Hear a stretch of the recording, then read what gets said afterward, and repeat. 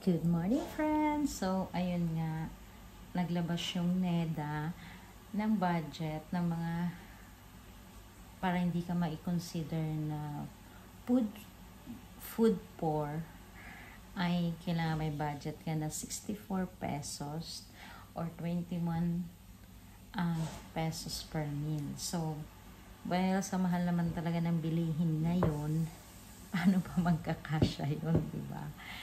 So, mahirap talaga. So, anyway, kahit na ganun, try pa rin natin magluto ng mga pagkain, ng mga na pwedeng pang ulam. So, ngayon, magluluto tayo ng okra. Meron akong okra dito. Kasi, syempre, iba yung presyo ng mga pagkain dito compare sa Pilipinas. Actually, mas mura dyan compare dito. Mas medyo mahal dito. So, ngayon, magluluto tayo ng tortang okra. Tsaka yung crispy fry na okra. So, i-try natin yan today. So, let's go. Magluto na tayo. So, ayan, meron tayo dito okra. Actually, ang okra dito is like $10. And then, pipili ka pa ng ibang mga like mushroom o ibang gulay. $10 yun. So, pag pumapatak siya sa atin, like mga 70 something, 72 pesos, ganyan, may okra ka na, meron ka ng kunyari cabbage or whatever. So, ganun yung presyuhan dito sa Hong Kong. So, syempre iba. So, like sa Pilipinas, kung bibili ka lang naman yata, before nung nandyan ako, is yung okra, makakabili ka ng parang 10 pesos. Right? So, may mga nakatali-tali, 10 pesos, or merong what do you call that? Merong pwedeng yung kilo-kilo, kalahating kilo, 20. So, depende sa baksan. Yun is kung sa Balintawak kayo nakatira. But kung hindi kayo sa Balintawak nakatira, syempre yung tali-tali yung binibili. So, may 15, ganun na yung mga presyo. So, medyo mahal talaga yung ingredients ngayon. So, like yung itlog, dito kasi is $30. So, gawin natin dito, ito torta natin. Huwain lang natin siya ng paganito. So, dalawang klase ng luto ng okra yung gagawin natin ngayon. Isang torta at isang crispy fry. Pagod. 30 degrees kasi ngayon eh. Si Ate Ida ba? Parang ang payat-payat niya tinon. Pero sabi ni Ate Win, nag-US sila eh. Kasama siya. Kasama siya. Pero nung umuwi siya, sabi nga ni Ate Win, sabi ko, kasi nakita ko siya, sabi ko, parang sobrang payat ni Ate Ida. Tapos sabi niya gano'n na, parang may sakit nga daw. Hindi naman siguro totaling Matanda na rin kasi. Oo. Pero may anak si Ate Ida isa, di ba? Meron siyang anak na isa. Tigas naman ito. Matigas na ito. Ito ang dapat tubig. Matigas na itong isa. Mukhang din mo nilalaki sa damit niya. Hindi matanggal yung... Ano man siya? Nangutim ba? Siguro basa yun. Tapos hinayaan lang na ano. Ito yan. Hukang sabi ko kaya ano. Sabi mo? Sabi mo kaya sa... Akala ko nasabi mo na. I'm so proud of you. Nasabi mo na.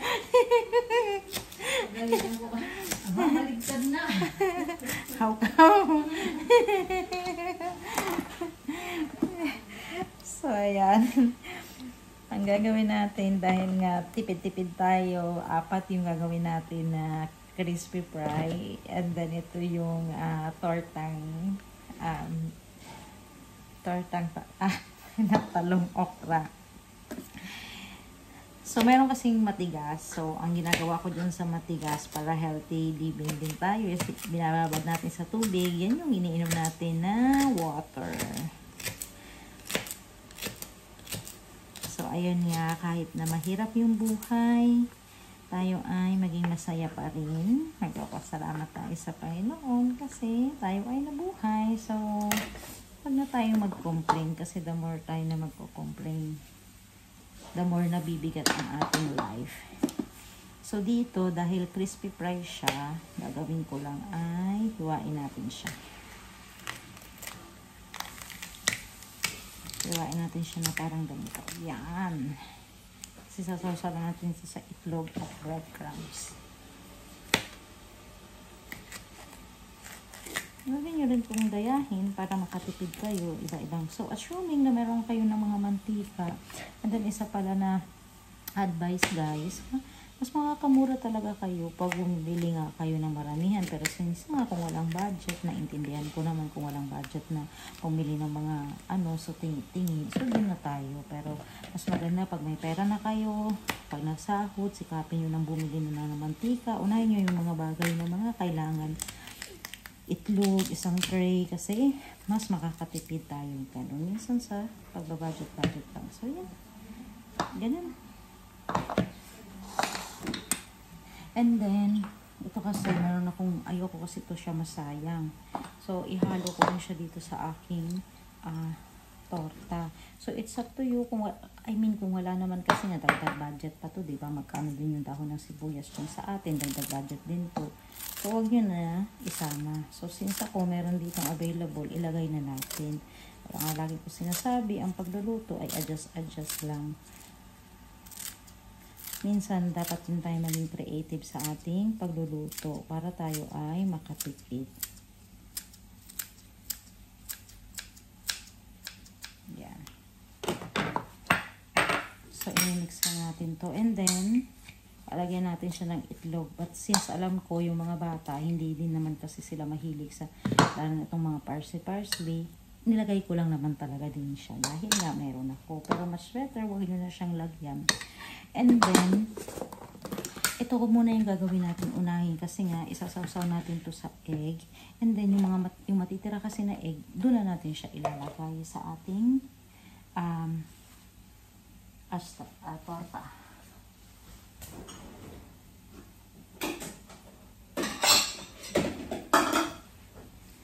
So, gagamit ako ng 2 itlog. So, magkano ang itlog dyan sa atin? Like, so, 260 yung itlog. So, parang pumapatak siya minsan ng parang 6, 7 or 8 or 9 pesos yung isa. Basta doon nagre-range yung itlog. Yun, kung tama pa rin naman yung aking pagka-alam. Kasi parang a year ago na ang nakalipas. So, asin, paminta, lagyan lang natin yan. Bit natin. Kaya napainit na ako ng mantika para mabilis.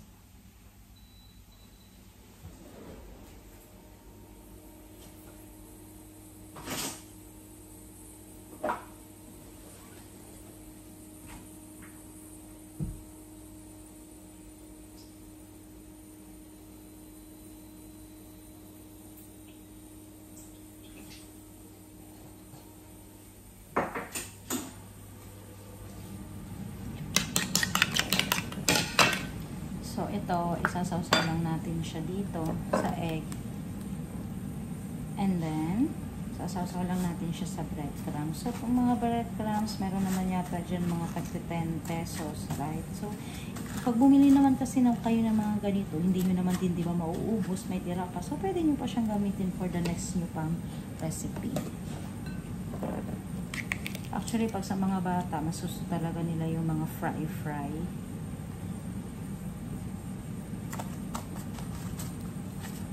Para mapakain natin sila. Mas maganda sana pag yung coated talaga yung ating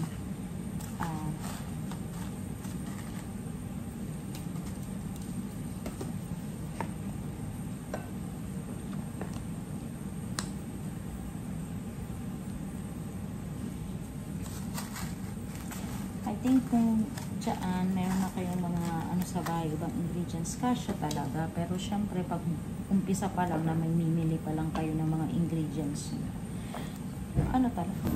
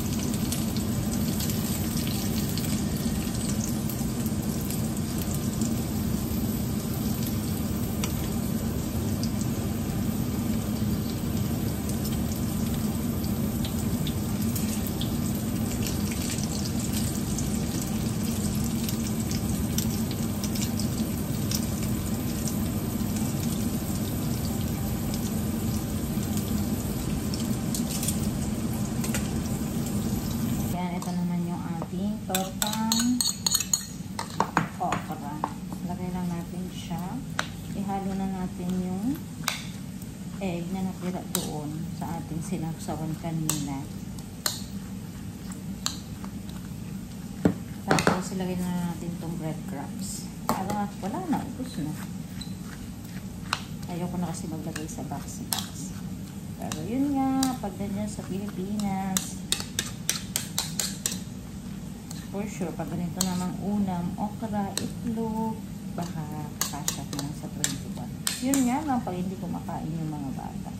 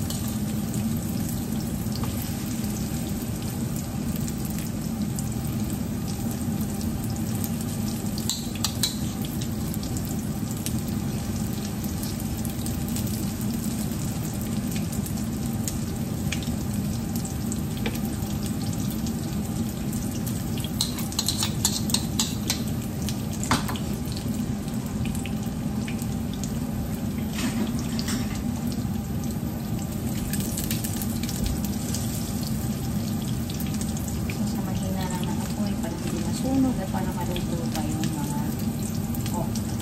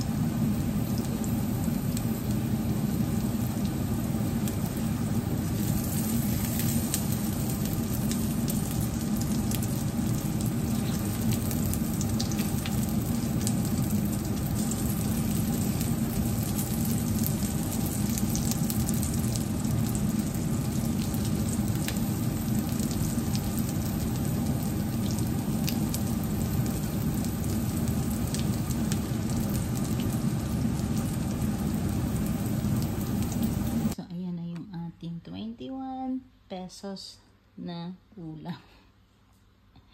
Tortang okra at crispy fry na okra. So, ayan. Thank you for watching. Until next time.